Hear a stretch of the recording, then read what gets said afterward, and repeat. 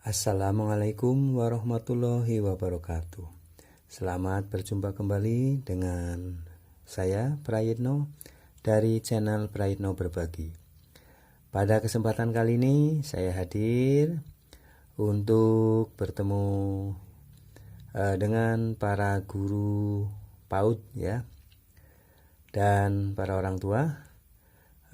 Dalam hal ini yang akan saya sampaikan adalah kita menyongsong tahun ajaran baru 2022-2023 dalam rangka penerapan kurikulum merdeka PAUD ya, di PAUD.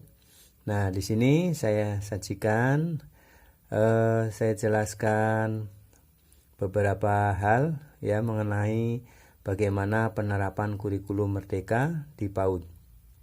Untuk itu, silakan disimak dengan baik. Semoga materi ini akan bermanfaat bagi para guru PAUD dan para orang tua siswa. Baik, Bapak Ibu guru dan orang tua siswa, kita akan belajar ya, mengkaji bersama mengenai penerapan kurikulum merdeka di PAUD ya. Ini sudah dirangkum ya, lengkap, sehingga akan mendapatkan pemahaman ya yang mendetail tentang bagaimana penerapan kurikulum merdeka di PAUD. Baik, Bapak Ibu guru dan orang tua siswa, mari kita ikuti bersama ya. Menyongsong tahun ajaran baru 2022-2023 dalam rangka penerapan kurikulum merdeka PAUD ya. Baik. Nah, sebelum kita bicara mengenai kurikulum merdeka di PAUD, mari kita ingat sejenak ya, bagaimana kurikulum PAUD sebelum pandemi hingga kurikulum merdeka yang akan kita terapkan bersama. Munculnya kurikulum merdeka ini ya dilatar belakangi oleh kesenjangan atau gap pembelajaran selama masa pandemi. Kurikulum 2013 PAUD sudah dilaksanakan sejak tahun 2013 sampai tahun 2020 sebelum pandemi. Kemudian di tahun 2020-2021 terdapat pilihan tambahan untuk kurikulumnya, yaitu kurikulum darurat atau istilahnya kurikulum 2013 yang disederhanakan. Ini dalam rangka mengantisipasi ya adanya pengaruh dari pandemi COVID-19. Nah, pada tahun 2021-2022 kurikulum merdeka sudah diterapkan secara terbatas di sekolah penggerak dan Sekolah Menengah Kejuruan Pusat Keunggulan SMK-PK. Nah, pada tahun 2022-2024 ya sampai 2024, pemerintah melalui Kemendikbudristek memberikan opsi tambahan bagi semua satuan pendidikan dalam melakukan pemulihan pembelajaran atau learning loss selama tahun 2022 sampai 2024 dengan kebijakan ya kurikulum nasional penerapan untuk kurikulum merdeka ya.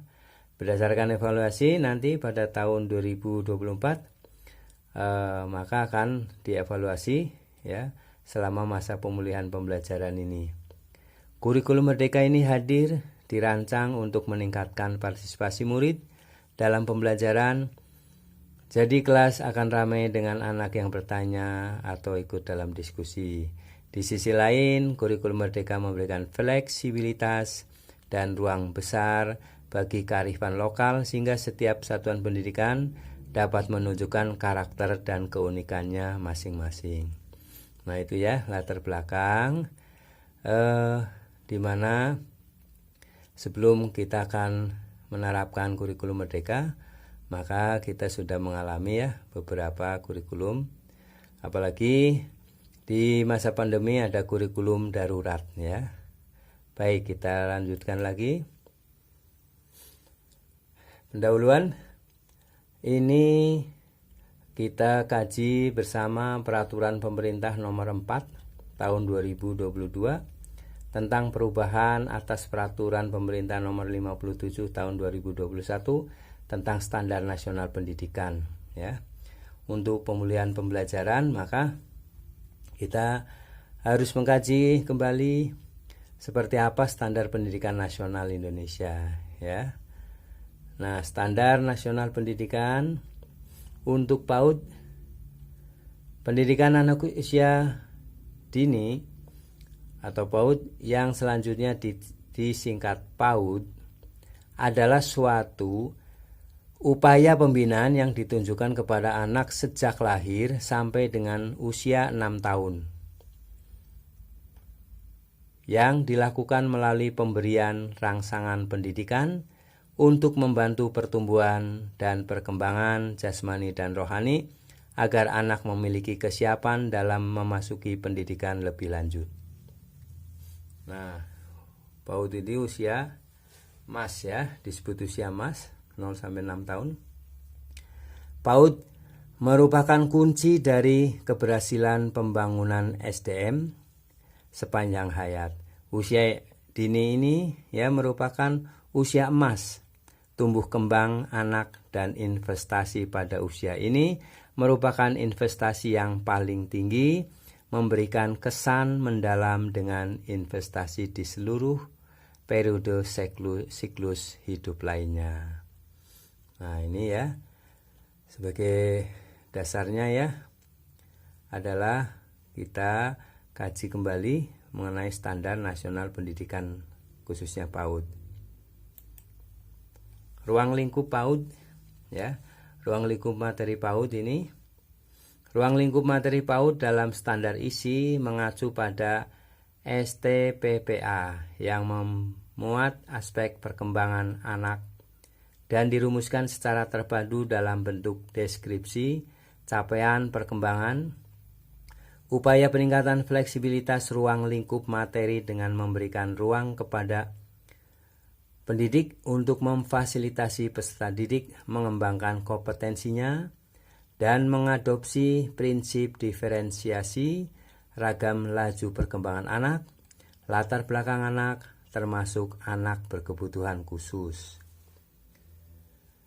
Standar isi PAUD dikembangkan untuk menentukan kriteria ruang lingkup materi yang sesuai dengan capaian perkembangan yang telah dirumuskan pada standar tingkat pencapaian perkembangan anak usia dini atau STPPA. STPPA difokuskan pada aspek perkembangan anak yang mencakup nilai agama dan moral, nilai Pancasila, fisik, motorik, kognitif, bahasa, dan sosial emosional. Nah, karakteristik utama kurikulum merdeka di PAUD, ya, materinya esensial, fleksibilitas, dan pembelajaran berbasis proyek. Ini karakteristik utama, ya, di dalam kurikulum merdeka itu: materi esensial, fleksibilitas, pembelajaran berbasis proyek. Satuan pendidikan bebas berkreativitas dan menemukan inovasi sesuai karakteristik budaya, lingkungan, dan kebutuhan siswa. Nah, itu lingkup materi PAUD, ya. Nah, ini yang harus dicapai, ya. 1. Mengenal dan percaya kepada Tuhan Yang Maha Esa, mengenal ajaran pokok agama, menunjukkan sikap menyayangi dirinya, sesama manusia, serta alam sebagai ciptaan Tuhan Yang Maha Esa. 2. Mengenali identitas diri, mengetahui kebiasaan di keluarga, sekolah, dan masyarakat, mengetahui dirinya merupakan bagian dari warga negara Indonesia, serta mengetahui keberadaan negara lain di dunia. Mengenal, ya, 3. Mengenali emosi, mampu mengendalikan keinginannya sebagai sikap menghargai keinginan orang lain, dan mampu berinteraksi dengan teman sebayanya. 4. Mengenali serta menghargai kebiasaan dan aturan yang berlaku, serta memiliki rasa senang terhadap belajar, menghargai usahanya sendiri untuk menjadi lebih baik, dan memiliki keinginan untuk berusaha kembali ketika belum berhasil. 5. Memiliki daya imajinasi dan kreativitas melalui eksplorasi dan ekspresi pikiran dan atau perasaannya dalam bentuk tindakan sederhana dan atau karya yang dapat dihasilkan melalui kemampuan kognitif, afektif, rasa seni, serta keterampilan motorik halus dan kasarnya. Mampu menyebutkan alasan, pilihan atau keputusannya, mampu memecahkan masalah sederhana, serta mengetahui hubungan sebab akibat dari suatu kondisi atau situasi yang dipengaruhi oleh hukum alam. 5. Ya. 6. Ini 7 sekarang. Mampu menyimak, memiliki kesadaran akan pesan teks, alfabet, dan fonemik, memiliki kemampuan dasar yang diperlukan untuk menulis, memahami instruksi sederhana, mampu mengutarakan pertanyaan dan gagasannya, serta mampu menggunakan kemampuan bahasanya untuk bekerja sama. Ya, maaf. 8. Memiliki kesadaran bilangan, mampu melakukan pengukuran dengan satuan tidak baku, menyadari adanya persamaan dan perbedaan karakteristik antar objek, serta memiliki kesadaran ruang dan waktu. Nah, ini adalah berdasarkan standar nasional pendidikan ya, bahwa siswa PAUD harus memiliki kemampuan yang 8 ini ya. Baik, kita teruskan. Kerangka dasarnya.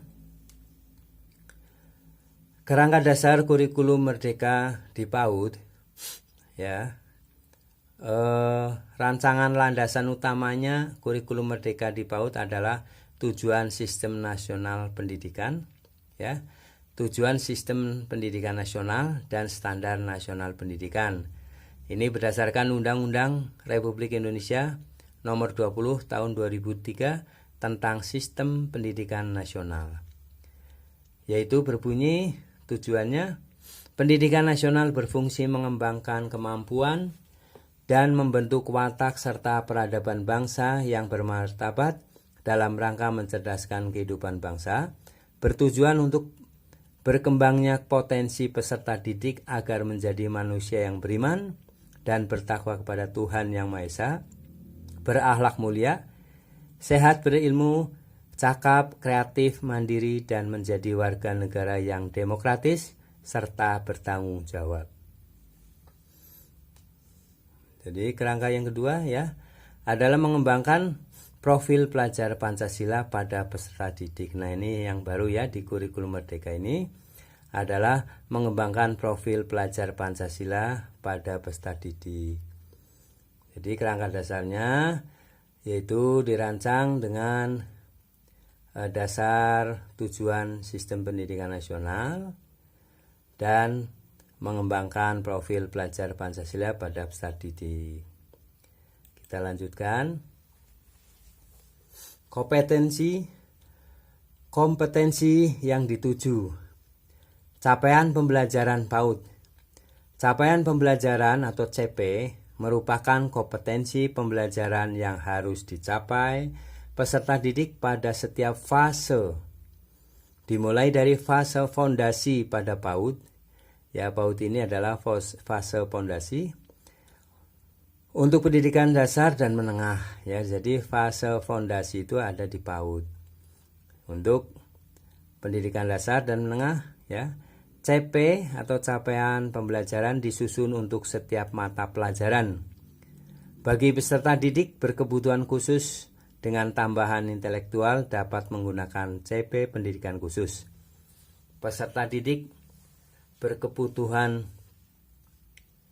khusus dengan hambatan intelektual dapat menggunakan CP pendidikan khusus. Peserta didik berkebutuhan khusus tanpa hambatan intelektual menggunakan CP reguler dengan menerapkan prinsip modifikasi kurikulum. Standar kompetensi PAUD. Standar kompetensi PAUD ya, standar tingkat pencapaian perkembangan PAUD difokuskan pada aspek perkembangan anak yang mencakup nilai agama dan moral, nilai Pancasila, nilai motorik, kognitif, bahasa, dan sosial emosional. Nah, itu kompetensi yang dituju. Kita lanjutkan. Nah, struktur kurikulum PAUD. Kurikulum Merdeka di PAUD memiliki struktur kurikulum ya. 1. Kegiatan pembelajaran intrakurikuler. Kegiatan pembelajaran intrakurikuler dirancang agar anak dapat mencapai kemampuan yang tertuang di dalam capaian pembelajaran. Intisari kegiatan pembelajaran intrakurikuler adalah bermain bermakna sebagai perwujudan merdeka belajar, merdeka bermain. Jadi bermain bermakna ya. Sebagai perwujudan merdeka belajar, merdeka bermain. Kegiatan yang dipilih harus memberikan pengalaman yang menyenangkan dan bermakna bagi anak. Kegiatan perlu didukung oleh penggunaan sumber-sumber belajar yang nyata dan ada di lingkungan sekitar anak. Sumber belajar yang tidak tersedia secara nyata dapat dihadirkan dengan dukungan teknologi dan buku bacaan anak. Inilah struktur PAUD ya. Yang pertama adalah kegiatan pembelajaran intrakurikuler. Nah, struktur PAUD yang kedua adalah proyek penguatan profil pelajar Pancasila. Proyek penguatan profil pelajar Pancasila bertujuan untuk memperkuat upaya pencapaian profil pelajar Pancasila yang mengacu pada standar kompetensi lulusan, standar tingkat pencapaian perkembangan anak untuk PAUD. Pencapaian perkembangan anak untuk PAUD, penguatan profil pelajar Pancasila di PAUD dilakukan dalam konteks perayaan tradisi lokal, hari besar nasional dan internasional. Pelaksanaan proyek penguatan profil pelajar Pancasila menggunakan alokasi waktu kegiatan di PAUD. Alokasi waktu pembelajaran di PAUD usia 4-6 tahun paling sedikit 900 menit per minggu. Alokasi waktu di PAUD usia 3-4 tahun paling sedikit 360 menit per minggu. Ya, baik. Itulah ya mengenai strukturnya lah, struktur kurikulum PAUD ya. Kita teruskan pembelajarannya. Pembelajaran di PAUD prinsip-prinsipnya ya, bermain belajar. Pembelajaran anak usia dini di PAUD berpusat pada anak. Kegiatan berbasis buku bacaan ya. Kegiatan berbasis buku bacaan anak untuk menguatkan kompetensi literasi. Orientasi pembelajaran untuk mencapai well-being anak dengan capaian pembelajaran sebagai acuan dan memperhatikan aspek perkembangan. Penguatan profil pelajar Pancasila dilakukan melalui kegiatan intrakurikuler dan ekstrakurikuler. Satuan pendidikan dapat menggunakan berbagai pendekatan pembelajaran dan tidak ada alur untuk tujuan pembelajaran. Ya, ini di PAUD ya. Baik, kita teruskan.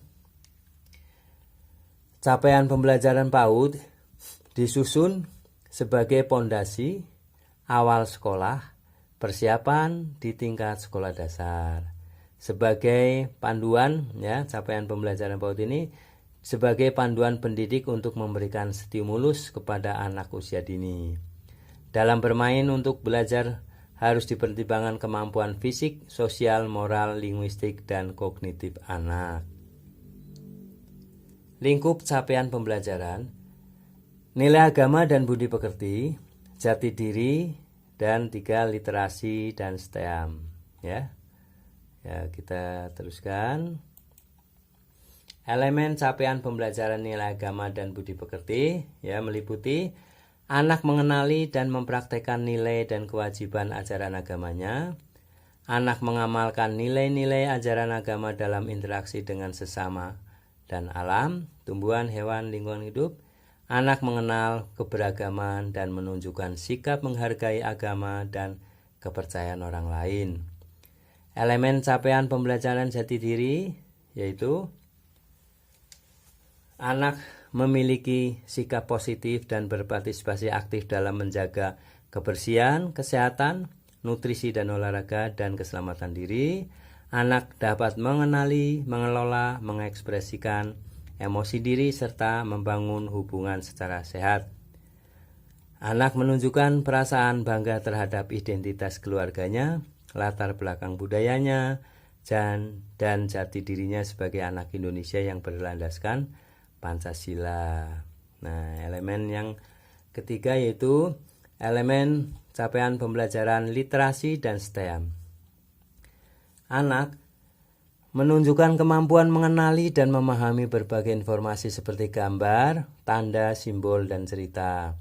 Anak mampu mengkomunikasikan pikiran dan perasaan secara lisan, tulisan, atau menggunakan berbagai media, serta mengembangkan percakapan. Anak menunjukkan minat dan berpartisipasi dalam kegiatan pra-membaca. Anak menunjukkan rasa ingin tahu melalui observasi, eksplorasi, dan eksperimen.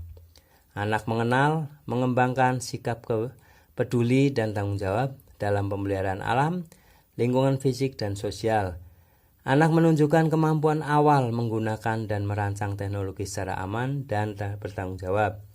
Anak menunjukkan kemampuan dasar berpikir kritis, kreatif, dan kolaboratif.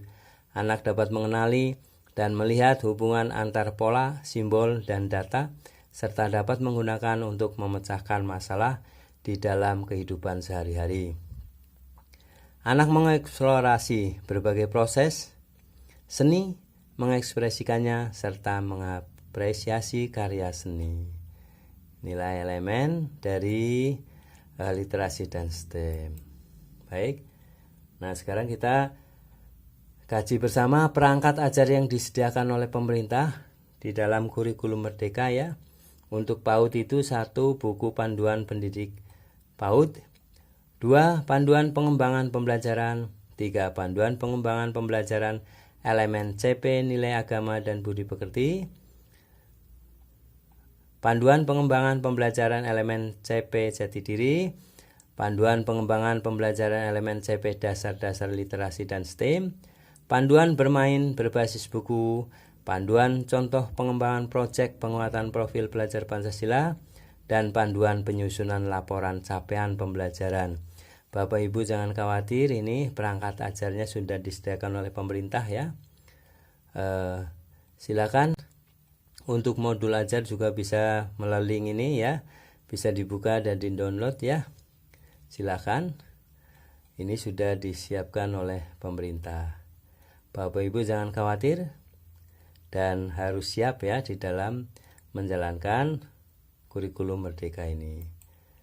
Nah, perangkat kurikulum panduan pengembangan kurikulum operasional sekolah ini sudah disiapkan ya. Panduan pengembangan kurikulum operasional sekolah, panduan pengembangan proyek penguatan profil pelajar Pancasila, dan panduan pendidikan khusus. Ya, ini tinggal dipelajari.